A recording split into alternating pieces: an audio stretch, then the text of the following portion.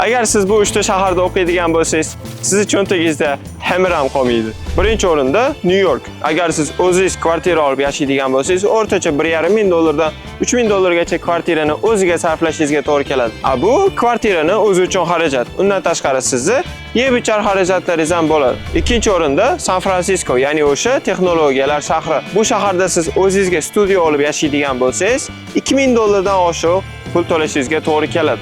Uchinchi o'rinda o'sha biz biladigan MIT joylashgan Boston shahri. To'g'ri, bu shaharda talabalar juda ham ko'p, lekin talabalar ko'pligi sababli ulardan ko'pchilik soqqiqligisi keladi. Hamda shuning uchun 3-o'rinda eng qimmat shahar hisoblanadi. Agar sizni cho'ntagingiz bunaqa shaharlarni ko'tarmaydigan bo'lsa, boshqa shtatlarda qaraganingiz yaxshi. Misol uchun Texas, Ohio yoki Iowadan qarasangiz bo'ladi. Bu yerda yaxshi universitetlar ham bor, hamda juda ham safe joylari mavjud. Agar siz hali ham qanaqa shaharda, qaysi universitetda o'qiyman deb o'ylanib yurgan bo'lsangiz, siz plus yozig'ini qoldiring, biz sizga o'zimiz polnosti yo'riqnomani tashab beramiz.